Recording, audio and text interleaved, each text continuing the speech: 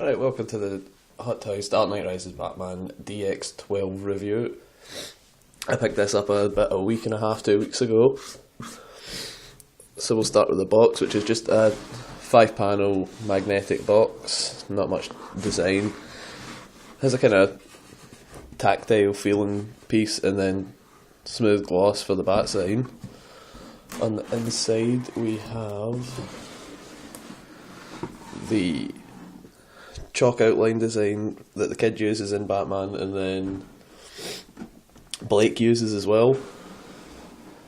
And then if I move this to the light, we have the inner panel which has a blueprint of the bat, which is pretty nice detailing. And if we open this out and bring this, trying not to, there we go.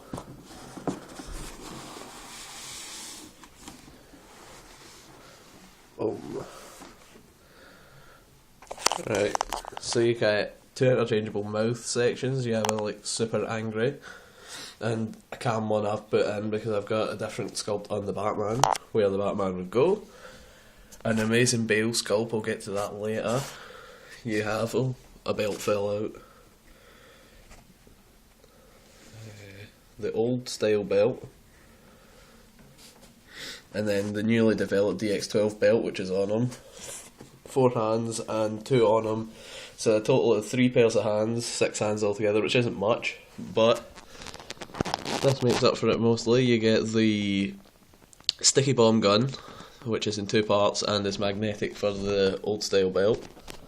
2 batarangs, 2 bombs, the wee bombs. A clipper for the EMP gun to go in the bat pod.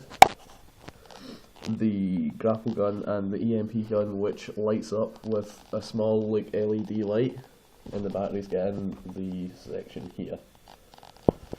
Right, so underneath that I've had to take out so I could get the light on it. You get this section which holds the cape, booklet and stand piece, and the wee tool for using the pearls and mouth opening systems. So we'll be right back with the figure to get a look at it. Okay, so the figure is awesome. I'll show the head sculpt first, get it up close. Right, so this is the head sculpt. A lot of people have been complaining about the googly eyes problem. I haven't seen that in mine. I've got his eyes more up the way because I'm having his head in a downward pose, so it makes it kind of menacing and just more Batman-like, and I've got him with a mildly angry sculpt, not the overly angry gub open type. It comes with a newly developed body, which is more flexible. It's rubber, with rubber segments on it, so it's fully posable and everything. The boots are in 2 parts, so you get proper ankle movement and everything on it that won't be hindered. They're 2 separate joint areas. You have new chest area, which I'm not going to show because I haven't really moved the chest that much, but can do like ab crunch and everything here. And a pretty alright cape, it's not amazing, with some wiring at the top. It's pretty big as well. It is huge, you can't get that all on camera. You have to foot about it a bit for it to sit right or it will look daft. There we go. Right, so the new belt is segmented and movable, clips at the back and has little utility pieces everywhere. The hands are a bit of a pain. They don't move about too much, like they'll come off easier than the peg moving. Like, because the type of glove it is, it more comes straight up and attaches to the gauntlet than gives posability really, which I don't mind. I'm not putting them into dramatic a pose. It is having more similar to the Dark Knight poster, the second poster. The base, I will show in a second, is really nicely detailed. I shall show that. Boom.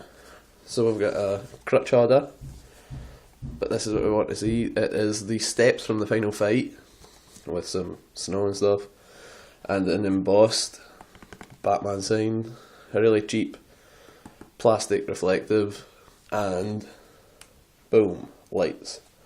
Now the lights are pivotable toward the figure, but they don't really light it up all too well.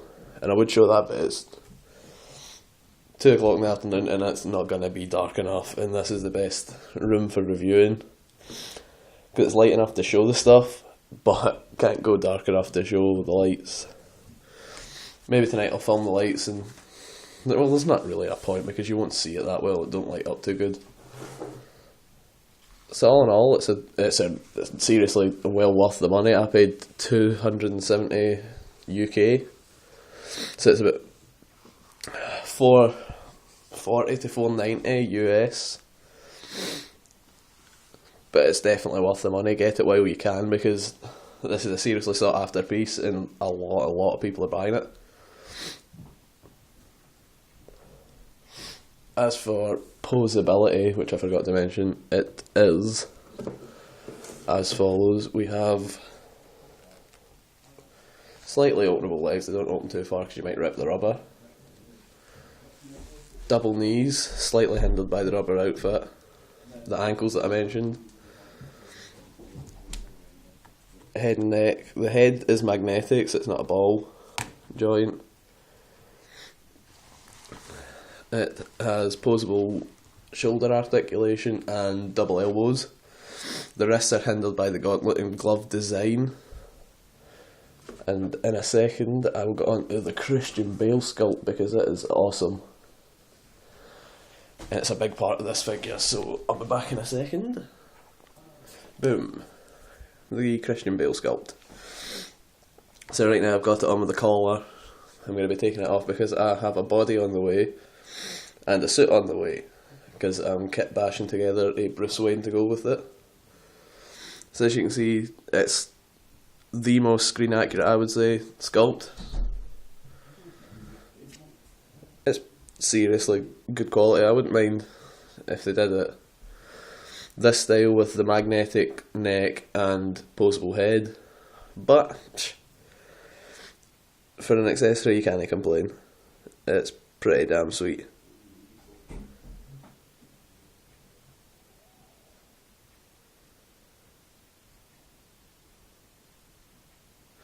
So that's us.